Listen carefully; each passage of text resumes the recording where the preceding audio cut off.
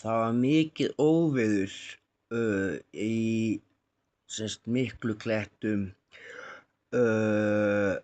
nóttina þegar að það var verið að fæða barn miðja nótt. Það skullu á eldingar alveg á víð og dreif. Fyrst eldingar eins og þrumur og móðirin var næstum í dáin með fæðinguna og barnið var frekar stórt og það var tekin ákvörðun að skíra barnið Loka Eld Óðinsson og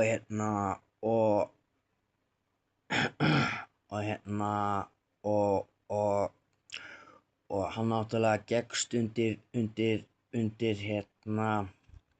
víkingaskírn út af tímabili sem þetta gerðist á. Þetta gerðist árið 1819.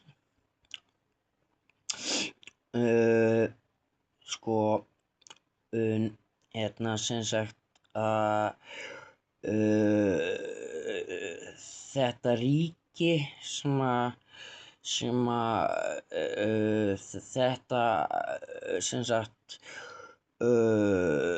huldafólk bjó í, að það var ekki tengt við þessa vídd.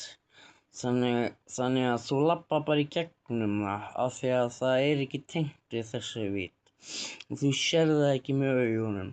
Það kallað að vera huld, eins og huldufólk eða hulduborgir eða hulduheimili eða hvernig sem það allavega. Áfram með söguna. Þetta barn ólst upp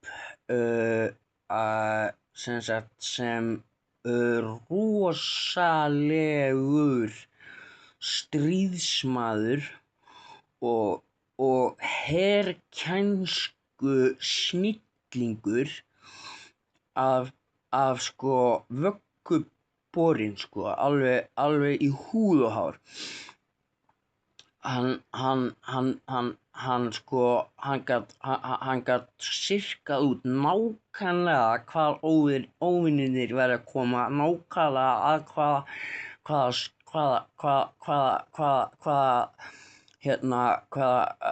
horni voru að fara að koma að og hann gat komið þeim á óverum og slátrað þeim öllum með miklu þjálfaðra lið heldur en nokkuð tímann þessi litli her sem að reyndi að sigra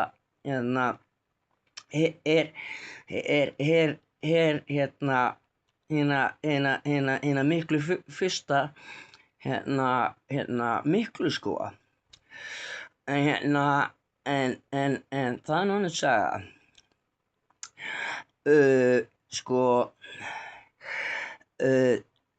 Það sem mér hefur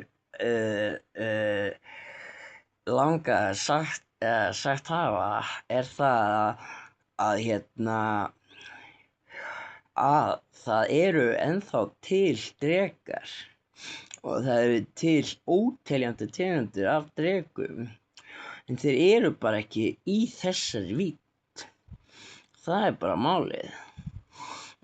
Og málið er það að allt sem er fundið upp í fantasíu að það verður átómatískt að raunveru út af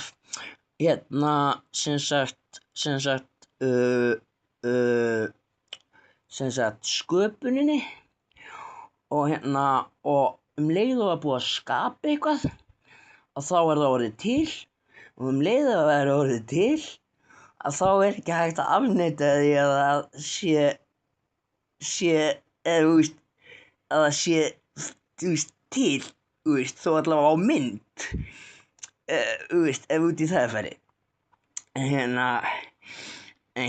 já ég ætla að segja ykkur meira af þessu þessi rumur hann var 2 metrar á hæð og 1,5 metra breidd og hann átti ekki erfiðleikum með að brjóta hauskúpur bara með því að kreista þær bara með einni hendi sko. Af því að þetta var bara tröllvaxinn maður. Hann hefði aldrei hitt neinn bardagamann sem hefði sigrað hann nokkru sinni áður. En svo allt í einu þá kemur hann inn á vígvöllinn og býst við að það komi eitthvað villidýr á móti sér sem hann myndi bara taka niður í bara chokehold bara á no time og en nei andstæðingur hann gerir bara ekki neitt og þá öskrar rumurinn já komdu gerðu eitthvað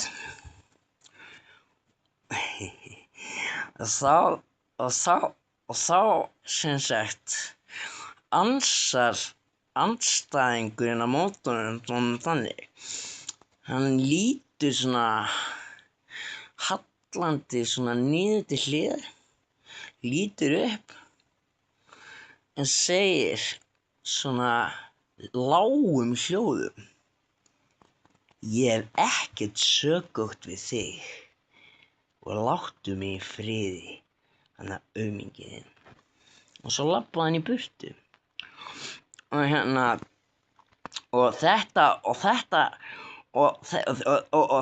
þetta reiddi rumurinn rosa mikið til reiðis út af því að þetta var ekki nægilegt hann vildi ná honum í chokehold hann vildi ná honum sko en þetta gat til kynna að hann myndi bara ekki geta sem sagt sigrað neitt bardaga því að það yrði enginn bardagi út af því að hann var að segja að hann ætti ekkert sökugt við hann og svo öskrar kóngurinn áfram með bardagan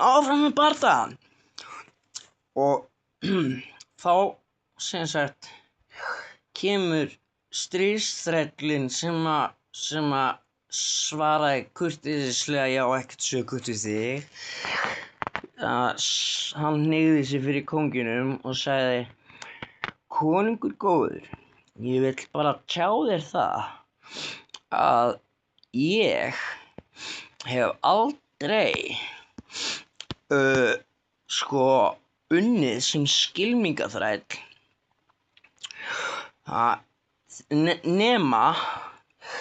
nema þegar að einstaklingar hafa gert eitthvað sökugt við mig til að byrja með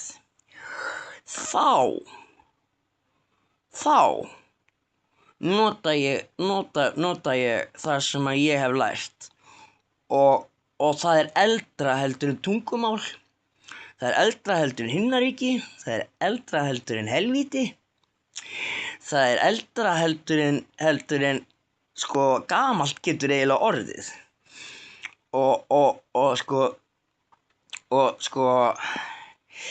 ég er smíðaður þarna og það er það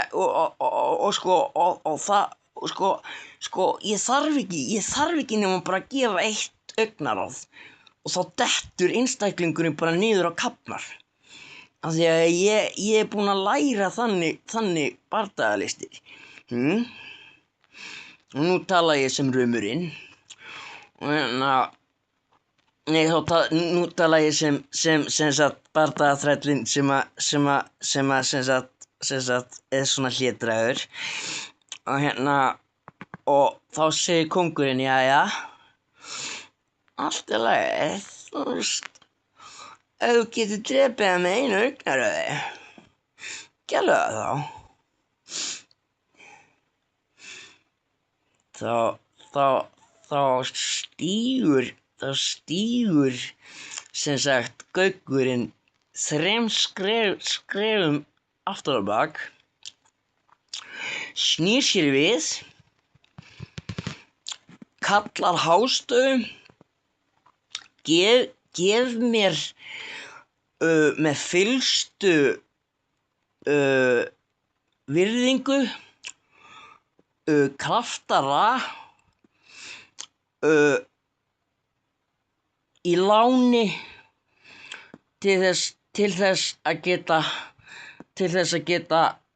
afgreitt eitt atvik.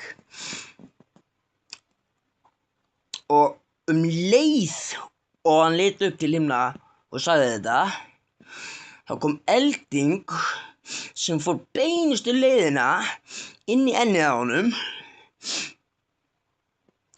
Síðan sneri hann sig við, leit á ruminn og rumurinn, hann datt niður og kafnaði.